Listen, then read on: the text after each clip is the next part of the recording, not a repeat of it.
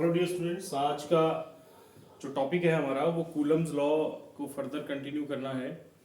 Coulomb's law में हमने scalar form करी थी कूलम्स लॉ की, अभी हम कूलम्स लॉ की वेक्टर फॉर्म करेंगे। मैं थोड़ा ब्रीफली कराऊंगा आपको इन टॉपिक्स को, क्योंकि ज़्यादा डिटेल में करके टाइम जो है वो ज़्यादा लग जाएगा हमारा। तो हमें इसको थोड़ा सा ब्रीफ करना है ताकि आपको समझ भी आ जाए और थोड़ा आपका डेवलपमेंट भी हो जाए आपके नोट्स की। तो देखो, Coulomb's law in scalar form हमने पढ़ लिया था, जिसमें हमने पढ़ा था कि force is equal to 1/4πε0 Q1 Q2 over R square. ये कूलम्स लॉ हम पढ़ चुके हैं। ये एयर या वैक्यूम के लिए फोर्स थी बिटवीन टू चार्ज पार्टिकल्स। इसी तरह से मीडियम के लिए जो फोर्स लगती है वो उसमें हमारे पास एक टर्म एप्सिलॉन आर ऐड हो जाती है, जिसको हम रिलेटिव परमिटिविटी बोल रहे थे। ठीक है, तो ये दो जो है फॉर्मूले हैं जो कूलम्स लॉ के हमने डिस्कस कर लिए हैं प्रीवियस लेक्चर में।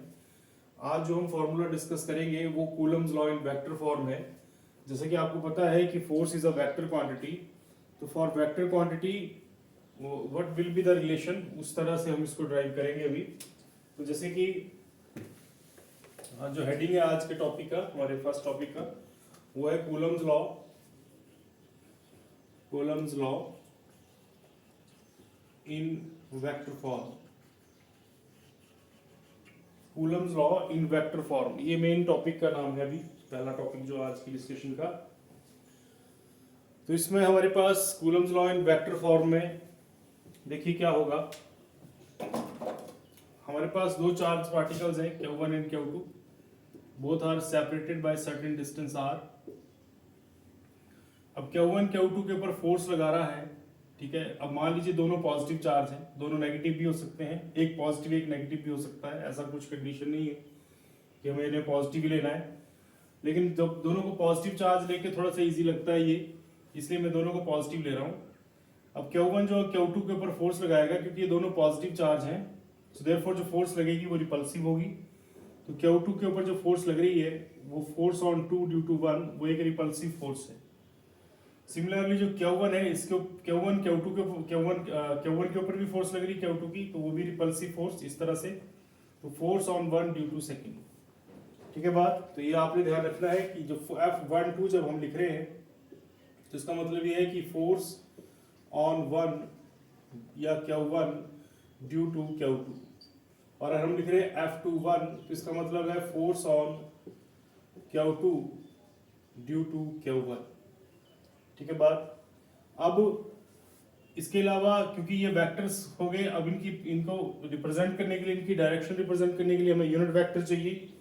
तो Q1 से जो Q2 की तरफ यूनिट वेक्टर है वो R12 है, और ऐसे Q2 से Q1 की तरफ का जो यूनिट वेक्टर R21 है। सही बात है। अब आपके पास कूलम्स लॉ के हिसाब से, according to Coulomb's law, Coulomb's law बोलता है कि F12 force on 1 due to second will be 1/4πε0 product of magnitude of charges divide by square of distance. और क्योंकि अब ये वेक्टर फॉर्म में आप इसको देख रहे हैं, तो वेक्टर लगाने से इसको यूनिट वेक्टर देना पड़ेगा। तो F12 की डायरेक्शन में जो यूनिट वेक्टर है वो है R21, ठीक है। ये देखिए, ये इस तरफ को और ये भी इस तरफ को, तो ये आ गया R21। इसी तरह से सिमिलरली दूसरे वाले के लिए F21 that will be equal to 1/4πε0 Q1 Q2 over R square R12। तो इस तरह से ये आपके पास F12 एंड F21 दो फोर्सेस आ गई हमारी, ठीक है, जो कि वेक्टर रिप्रेजेंटेशन है कूलम्स लॉ की। अब इसको थोड़ा सा और एडवांस आगे किया हुआ है कुछ टेक्स्ट बुक्स में। तो जैसे कि इसमें क्या किया हुआ देखिए कि R12 और R21 तो बराबर होंगे, क्योंकि ये तो यूनिट वेक्टर्स हैं। यूनिट वेक्टर्स की वैल्यू 1 होती है, इसलिए इसको यूनिट वेक्टर बोलते हैं। लेकिन इसमें एक बात जो एक्स्ट्रा है वो ये कि ये माइनस होगा, डायरेक्शन अपोजिट होगी, ठीक है। यूनिट वेक्टर्स है लेकिन इनकी डायरेक्शन जो है दैट विल बी अपोजिट। तो डायरेक्शन अपोजिट हो गई, और इस वजह से क्या बन गया, इधर में F12 वाले जहां भी ये R21 है, F21 1/4πε0 Q1 Q2 over R square, और इसकी जगह पे लिख दूंगा -R21, ठीक है बात। मतलब हमने इसको कन्वर्ट कर दिया R21 में, जो R12 था, ठीक है बात। अब इसको ऐसा करने से हमारे पास क्या हुआ ये बन गया मेरे पास, दिस इज इक्वल टू 1/4πε0, ये माइनस बाहर आ गया, Q1 Q2 over R square R21 cap. अब आप देख रहे हैं कि ये सारा का सारा फैक्टर ये है, ठीक है, यानी कि F21 है, तो दैट मीन्स F21 आ गया माइनस F12, तो ये आ गया हमारे पास Coulomb's law in vector form. तो Coulomb's law in vector form जो है वो आपको बता रहा है कि ये न्यूटन्स थर्ड लॉ को भी ओबे करता है। दैट मीन्स जो फोर्स है बिटवीन टू चार्जेस वो फोर्स इक्वल एंड अपोजिट है, ठीक है ना। न्यूटन्स थर्ड लॉ क्या है? न्यूटन्स थर्ड लॉ है कि the force action and reactions are equal and opposite. तो इसका मतलब हुआ कि जो इसका एक्शन है इसके ऊपर Q2 के ऊपर उतना ही Q2 का रिएक्शन है Q1 के ऊपर। तो ये हमारा Coulomb's law in vector form. तो ये आपको समझ आ गया होगा प्रॉब्लली। इसके बाद Coulomb's law in vector form के बाद यही लॉ जो है वो थोड़ा और पोजीशन वेक्टर फॉर्म में है, तो इसको थोड़ा सा और एक्सपेंड करते हैं अब। कूलम्स लॉ इन पोजीशन वेक्टर फॉर्म।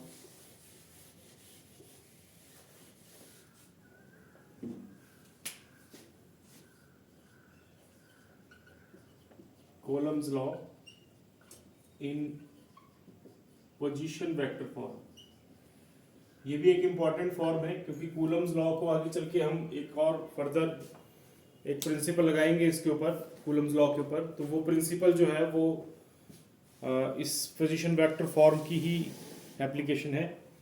तो इसमें हम मान लीजिए कि नंबर ऑफ चार्जेस ले लेते हैं, जैसे कि Q1 Q2 ऐसे करके। लेट अस सपोज एक चार्ज है Q1, ठीक है, एक चार्ज है Q2, एक है Q3, ऐसे so on Qn number of charges हैं। अब Q2 Q1 पे फोर्स लगा रहा है, Q3 भी Q1 पे फोर्स लगा रहा है, और ऐसे सो ऑन Qn भी Q1 पे फोर्स लगा रहा है। तो जब आपके सारे चार्ज एक दूसरे इस एक चार्ज के ऊपर फोर्स लगा रहे हैं, तो जो नेट फोर्स है, जो हमारे पास रिप्रेजेंटेशन है जो इसकी नेट फोर्स, तो चलो अभी अगले इसमें आएगा सुपरपोजिशन प्रिंसिपल में, लेकिन जो फोर्स है इनकी इस तरह से, वो फोर्स फिर पोजीशन वेक्टर फॉर्म में चली जाएगी। जैसे कि यहाँ से इसका कुछ पोजीशन है, इसका कुछ पोजीशन है, इसका कुछ पोजीशन है, ऐसे करके सबकी अपनी अपनी पोजीशन है, तो पोजीशन वेक्टर फॉर्म में चला जाएगा कंसेप्ट। इसलिए हमें इसको पोजीशन वेक्टर फॉर्म में भी पता होना चाहिए कि कैसे ड्राइव करते हैं। तो जैसे कि अभी मेरे पास जो इस वक्त हमने हेडिंग दिया हुआ है इसमें लिखते हैं, जैसे तो अभी तो दो ही चार्जेस पे बात हो रही है। तो जैसे ये हमारे पास मान लीजिए ये एक फॉर चार्ज Q1 और ये Q2 चार्ज, और both are placed at certain position, है ना। पोजीशन वेक्टर फॉर्म का मतलब समझ रहे हैं ना आप लोग। तो ये Q1 और ये Q1 और Q2 के पोजीशन वेक्टर्स हैं, R1 vector and R2 vector, ठीक है। फिर से लॉजिक वही है, Q1 Q2 के ऊपर फोर्स लगाएगा, रिपल्सिव फोर्स, Q2 Q1 पे फोर्स लगाएगा, रिपल्सिव फोर्स, ठीक है। ये F12 हो गया और ये F21 हो गया। और इसके अलावा इसको मान लो मैं A B मान लेता हूँ डिस्टेंस जो है इनका। तो जब डिपेंड करेगा कि क्या किस तरह से चेंज हो जाएगा। अब वैसे तो हम इसको A B ही लिख रहे हैं, मगर अगर यूनिट वेक्टर्स की रिप्रेजेंटेशन हो तो ये R12 है और ये R21 है यूनिट वेक्टर, ठीक है। तो काफ़ी हद तक ये वैसे ही चलेगा फिलहाल, जैसे कि हमने अभी पिछला कंसेप्ट किया, लेकिन बस फर्क थोड़ा सा आएगा इसमें, क्योंकि इसमें ए बी को हम डायरेक्ट नहीं लिखेंगे। तो अगर हम ऐसा कह लें कि Q1 is at position vector R1 and Q2 is at position vector R2, then अब F12 क्या बन जाएगा? F12 बन जाएगा 1/4πε0 Q1 Q2 ओवर, अब डिस्टेंस है AB, है ना, AB स्क्वायर, और यूनिट वेक्टर तो वही रहेंगे जैसे थे।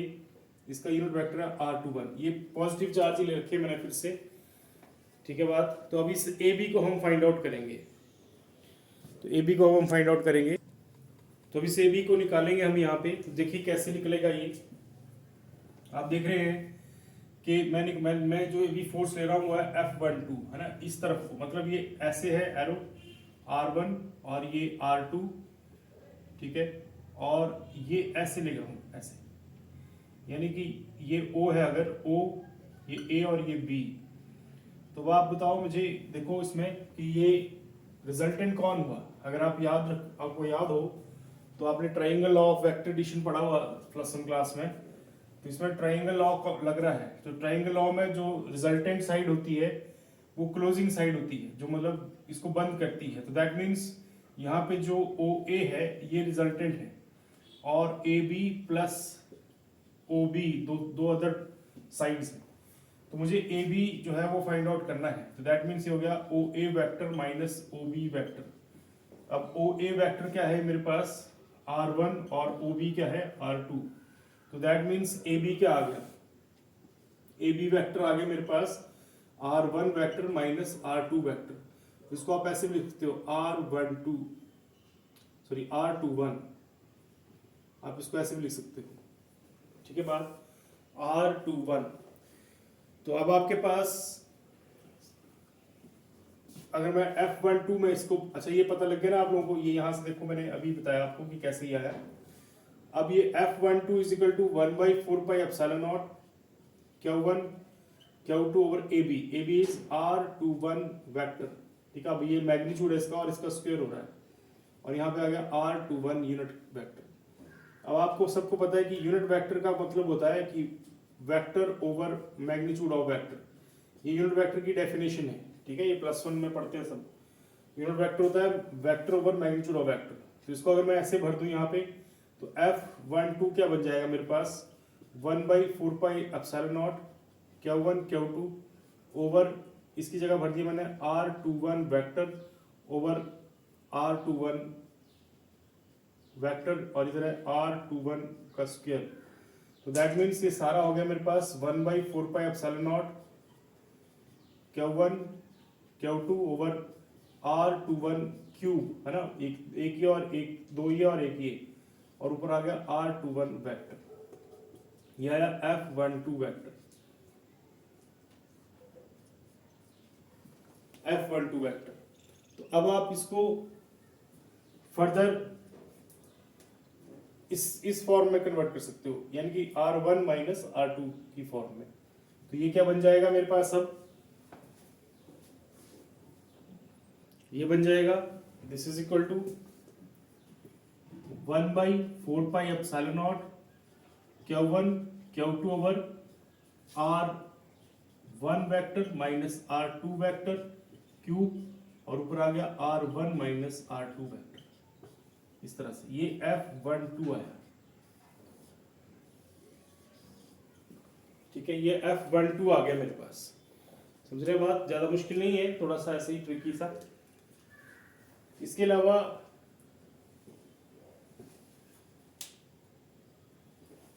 अब हमारे पास इसी को हम सिमिलरली करके कर सकते हैं। सिमिलरली जो दूसरा है हमारा, सिमिलरली F21, ये F12 निकाला मैंने, अब F21, तो F21 क्या आ जाएगा मेरा, ये भी वही F21 आ जाएगा 1/4πε0 Q1 Q2 over R2 minus R1, है ना, बस ये फर्क याद रखना आपने। और इधर आ गया R2 माइनस R1, ये आ गया F21। तो ये पोजीशन वेक्टर फॉर्म है इस कूलम्स लॉ की। तो कूलम्स लॉ 3 पार्ट्स में है। एक हो गई स्केलर फॉर्म जो हमने सबसे पहले पढ़ी थी, सिंपल सी, फिर हमने वेक्टर फॉर्म पढ़ी जिसमें भी कुछ खास नहीं था ऐसा चेंज, बस पोजीशन वेक्टर यूनिट वेक्टर लगे थे।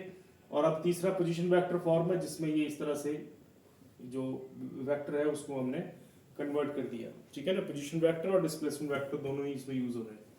अब इसमें इस लॉ से जो है वो आगे फर्दर एक एक्सटेंशन होती है, that is called superposition principle.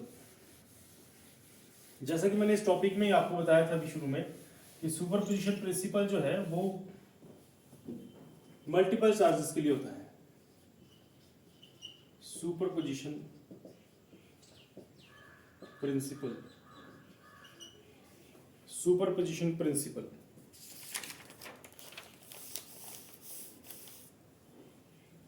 Superposition principle क्या बोलता है, अगर मान लो ये चार्ज, जैसे कि मैंने बताया कि एक चार्ज तो Q1 था, ऐसे एक चार्ज और हो Q2, ठीक है ना, ऐसे करके ये Qn है।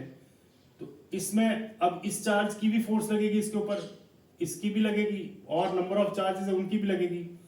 तो सुपरपोजिशन प्रिंसिपल बोलता है कि जो नेट फोर्स है on charge 1, that will be equal to the vector सम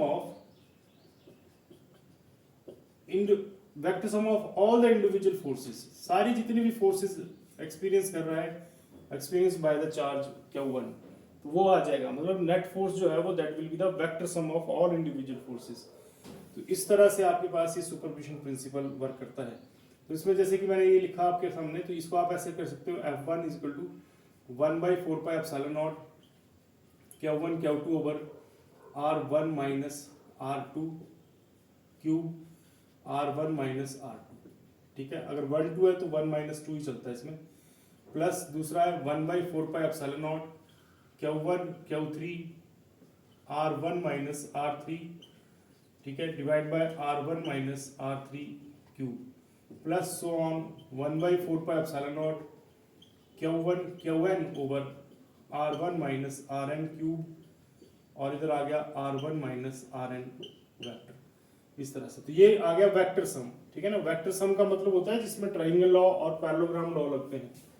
अब इसमें 1/4 पाई एप्सिलॉन नॉट कॉमन आ रहा है, देखो Q1 भी कॉमन है, सब में Q1 है, ठीक है ना। इसके अलावा कोई भी और नहीं है, तो इसमें आप समीशन लगा सकते हो। Summation I varies from 2 to n, ठीक है ना। I जो है वो 2 से शुरू हो रहा है और n तक जा रहा है, और अंदर क्या लिख देंगे हम इसमें, R1 minus Ri divide by R1 minus Ri cube, ये आ गया।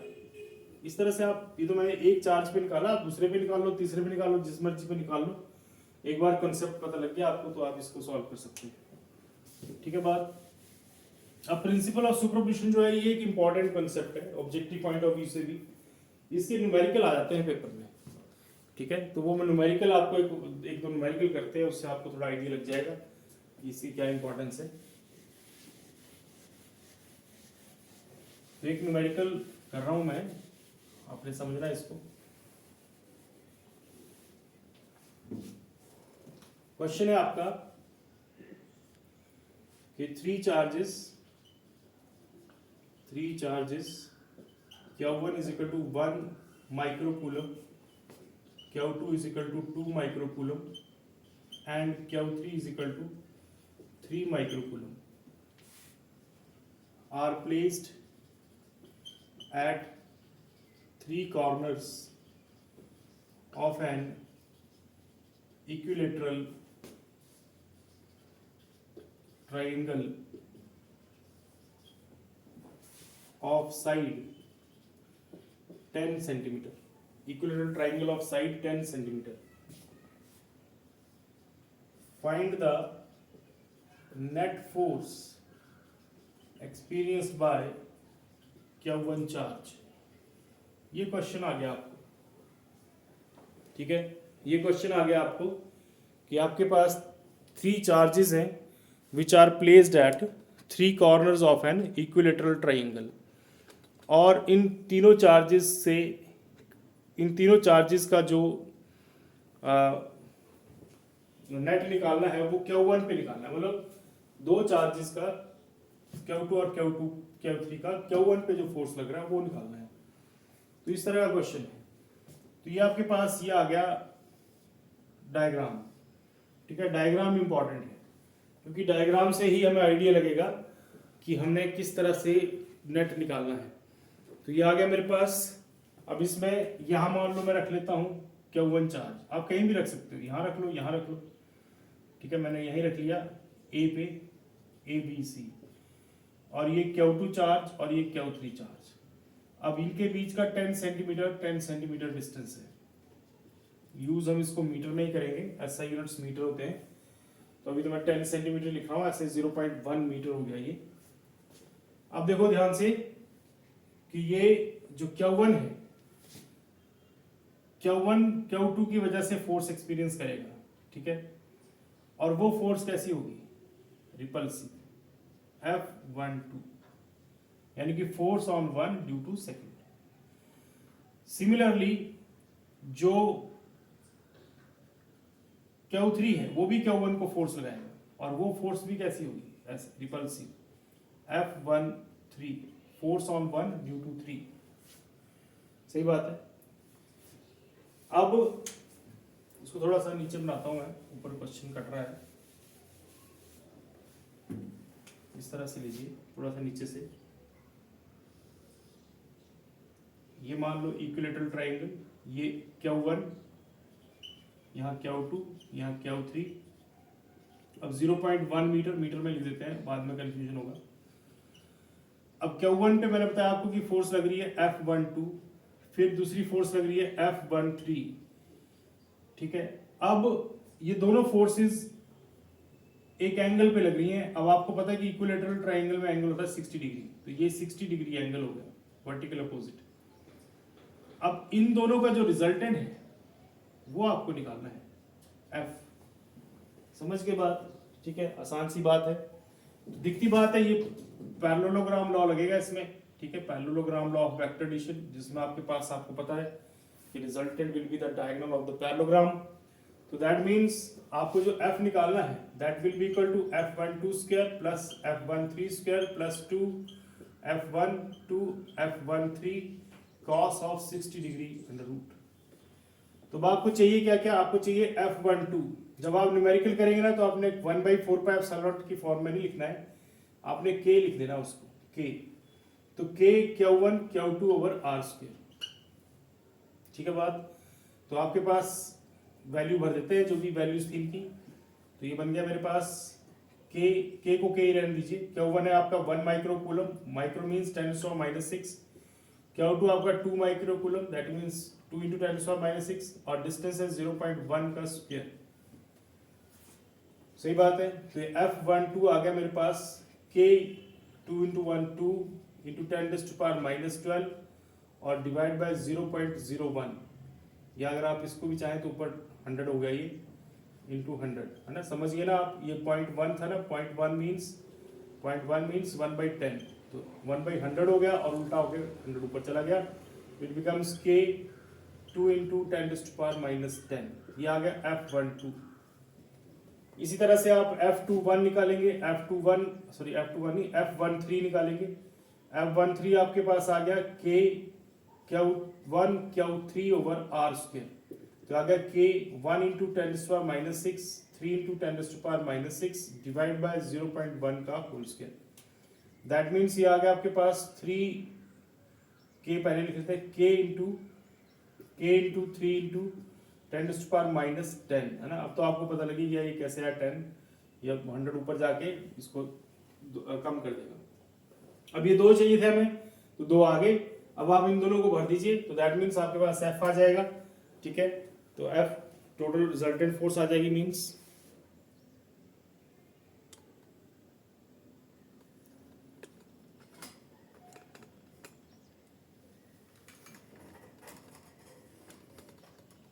थोड़ा सा एडजस्टमेंट कर देते हैं, ऊपर एक्स्ट्रा है हमारे पास। तो इस तरह से ये बन गया हमारे पास F is equal to, value भर दीजिए, F12 दैट इज K × 2 × 10⁻⁻10 का स्क्वायर प्लस दूसरा वाला K × 3 × 10⁻⁻10 का स्क्वायर प्लस 2 × K × 2 × 10⁻⁻10, ये F12 आ गया, into K × 3 × 10⁻⁻10 into 1/2, cos 60 is 1/2, ठीक है। तो अब ये 2 से 2 कट गया मेरे पास, और क्या बच गया, ये 2 से 2 कट गया और हमारे पास आ गया स्क्वायर स्क्वायर किया तो आ गया 4K square into 10⁻⁻20 plus 9K square into 10⁻⁻20 plus 3 × 6K square into 10⁻⁻20 under root. अब आप देख रहे हैं कि K स्क्वायर और 10⁻⁻20 सब में है, तो ये अंडर रूट से बाहर आ गया, K इंटू 10⁻⁻10 बन के अंडर रूट से बाहर आ गया, अंदर आ गया 4 + 9 + 6, दैट मीन्स ये हो गया मेरे पास के की वैल्यू आपको पता है 9 इंटू 10⁻9 इंटू 10⁻−10 और ये आ गया 6 + 4 10 और √19। दैट मीन्स आपका आंसर आ गया 9√19 या -1 किया इसका तो डेसिमल में चला गया। This can be written as 0.19 into 10⁻19 newton. तो इस तरह से ये आपका आंसर आ गया। ठीक है, तो ये थी 3 फोर्सेस जो आपकी एक ट्राइंगल के साइड में रखी हुई थी और उससे आपने फाइंड आउट कर लिया नेट रिजल्टेंट फोर्स। तो इस तरह से, तो ठीक है, बात आपको लगी क्या पता, अब आइडिया हो गया आपको। इसके बहुत सारे टाइप बनते हैं क्वेश्चन के। अब आप ऐसा भी कह सकते थे कि सेंटर में कोई चार्ज है, तीनों चार्ज सेंटर में फोर्स लगा रहे हैं। ठीक है, जैसे मैं 1-2 आपको बताता हूँ आइडियाज।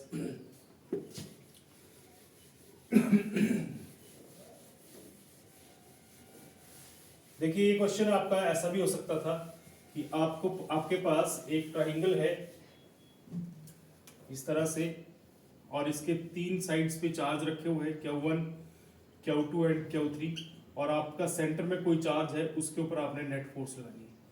ठीक है, तो इस तरह से। तो अब आपको क्या होता है, देखो सॉरी, ये इसके ऊपर फोर्स लगाएगा ऐसे करके, सही बात है।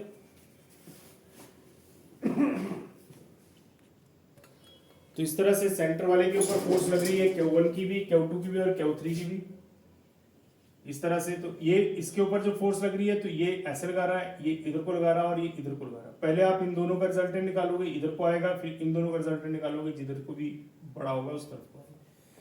तो इस तरह से, तो आप इस केस में आपको ये डिस्टेंस भी निकालने पड़ जाते होते हैं, ABC और ये O। तो OB, OA और OC भी निकालने पड़ते होते हैं। फिर आपके पास इसका एक दूसरा फॉर्म ये भी है कि एक स्क्वायर है, स्क्वायर की साइड पे आपके पास एक चार्ज है Q1, एक चार्ज है Q2 और एक चार्ज Q3 और एक Q4। तो आपको बोला जाए कि Q2 पे फोर्स निकालो, तो दिखती बात है Q2 पे Q3 फोर्स लगाएगा F23। ठीक है, Q2 पे Q1 भी फोर्स लगाएगा F21 और ये भी फोर्स लगाएगा इस तरह से F14। अब F21 और F23 जो है उनका रिजल्टेंट भी इस तरफ का आएगा, फिर उन दोनों का रिजल्टेंट आएगा। सही बात है ना। तो इस तरह से भी हो सकता है, सेंटर में भी हो सकता है कि चार्ज सेंटर में है और फिर सबकी फोर्स सेंटर में लग रही है। तो ये सब सुपरपोजिशन प्रिंसिपल की एप्लीकेशंस हैं जो कि इंपॉर्टेंट है, ऑब्जेक्टिव पॉइंट ऑफ व्यू से तो बहुत इंपॉर्टेंट है। ठीक है, तो आप लोगों ने इस चीज़ का खास ध्यान रखना है सुपरपोजिशन प्रिंसिपल का।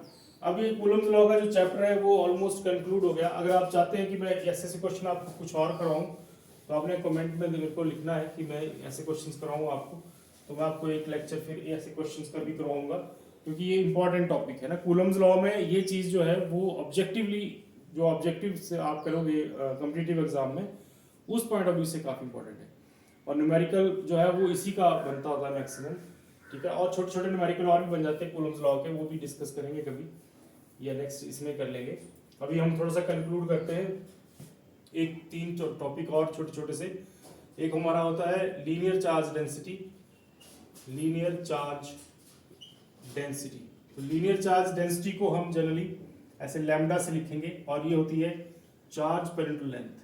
ठीक है, चार्ज कूलम्स में होता है और लेंथ मीटर में, तो कूलम पर मीटर इसके यूनिट्स हुए। इसी तरह से दूसरी होती है सरफेस चार्ज डेंसिटी, उसको हम लिखते हैं सिग्मा से, और होता है चार्ज पर यूनिट एरिया।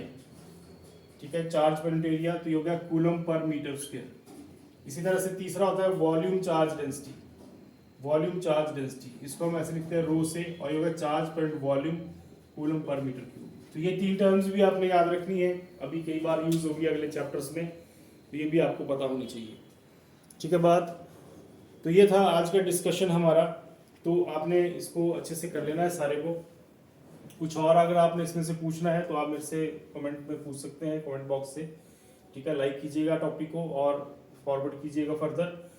और न्यूमेरिकल प्रॉब्लम्स के लिए भी हम कुछ और डिस्कशन करेंगे, नेक्स्ट जो लेक्चर मैं लगाऊंगा उसमें हम न्यूमेरिकल प्रॉब्लम्स भी डिस्कस करेंगे इसकी।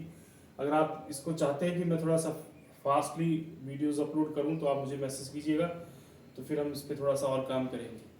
ठीक है, all the best, thank you.